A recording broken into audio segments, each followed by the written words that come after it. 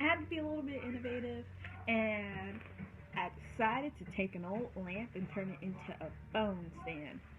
Okay, so now after I introduced myself in my first video, I am back, and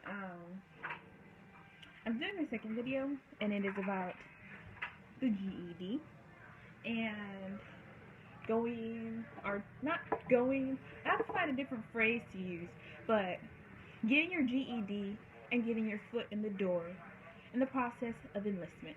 How about that? Now, one thing to get a GED, you have to get a score of 150 or higher on each test. There's English, social studies, science, and math, and it comes with an essay too for the English part, which I did pretty good on. So once you get your GED and you let them know, you're going to get a confirmation email showing that, hey, graduate, you passed your GED. Or if you don't get it as soon as some people do, it will, you log back on, like, because I got my results like 20 minutes after I took my GED, which some people don't, some people do. You never know. But, so I logged back on after I thought I failed the math test, and I was like, oh my gosh, and then it said, welcome back, high school graduate. And I was like, I graduated! I didn't actually do that yet. I kind of was like, oh no, and I cried. So, I had a hard life, so it was pretty accomplishing. I didn't do it for me, I did it for my kids, because there's a few reasons on me joining the Air Force, which I will explain in another video, but I want to get this GED thing out of the way before I forget it, because I am a little ditzy and I do run off topic a lot. I'm pretty sure you'll get to know me. Okay, so when you try to enlist, the only two branches that I know that take the GED without the 15 college credits is the Air Force, but you have to get a 65 on the ASVAB or higher to even be considered. Well, the one thing with that is, funny thing, you can take the test, I believe, 2 more times after you take the ASVAB the first time and you fail, and then after that I think you have to wait 6 months, which really sucks. So I had to wait a month to retake the test, and I studied more. I actually got sleep, and I went in there and I was positive, had a positive attitude. Everybody was super friendly. I guess no one was having a bad day, so it was pretty good. And I took the test. I went to the Air Force liaison. We discussed a little bit. I talked to my recruiter. We discussed a little bit more, and so now I got approved, and my foot is in the door. Well, at this point, let's just imagine I just did that. So now my foot is in the door. And if you really would love to join, but you don't have a high school diploma, you don't have money to go to school, do your best to get a GED. My suggestion is, second branch is the Marine Corps, but you have to get a 50 or higher on the GED. And wait a minute. Never mind. But yeah, right now last I talked to them, they weren't taking tier 2s, which GED's a tier 2 anyways.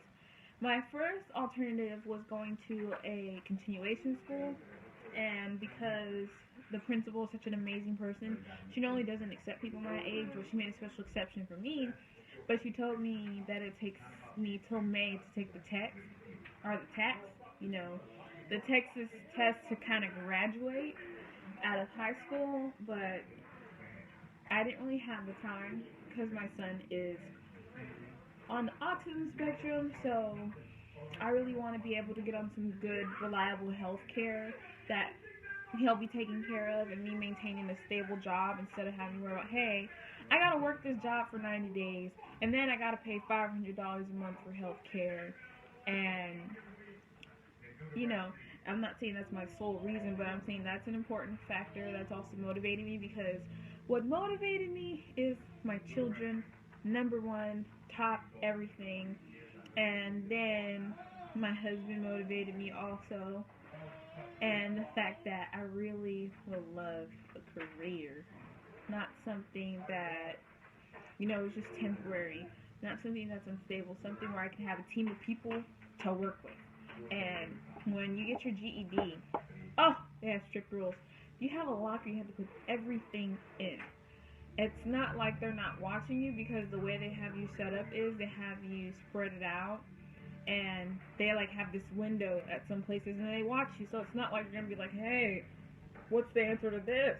And they're gonna be like, hey, you on a cell phone, but they don't feel like doing that, I guess. So, it's kind of crazy. But it was a really interesting experience to me. I've been a senior, and it's been amazing, of course. GED recipients get to have their own cap and gown, their graduation, take senior pictures and whatnot, which I'm going to do. So hopefully I'll be out of basic training by the time that happens in May. I could be, I could not be. But, oh, I lost my track. My train was like, chugga, chugga, chugga, chugga, woo. Okay, back on track.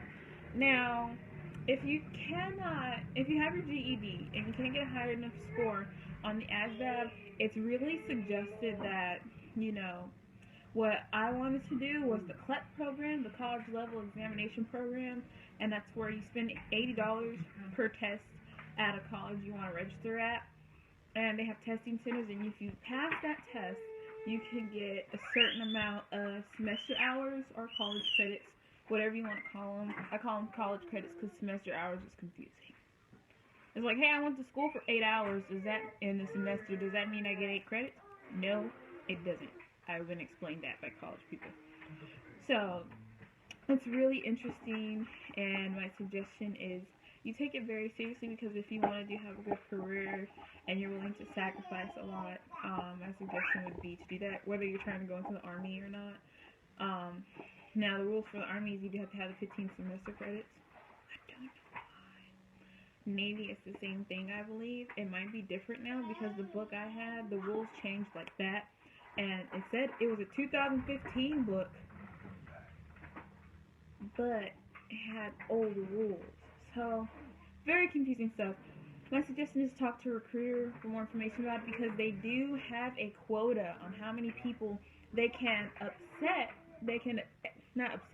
accept that have a GED and can get in with a score of 65 and up on the ASVAB. Now, I don't know this, and I forgot if I asked. I probably did, but I probably don't remember because I already had a 65. But if their quota for accepting recipients with a GED ends, then you kind of have to get the 15 semester hours. And then, because once you get that, you're technically a high school graduate. Your GED is null and void, which would be an amazing thing. I can't wait. So, if you want more information, go to GED.com and, call your testing center if you're not a high school graduate. It doesn't mean that you're dumb. It doesn't mean that you failed. Sometimes life gives you rotten lemons. Sometimes life throws things in your path. Some of us can make poor decisions. Some of us have people who make poor decisions for us that kind of jeopardize us. But at the end of the day, and the here and now, taking control of it is the best thing you can do, because, yeah, some crazy things happened to me that kind of scarred me, but the thing is, I have kids.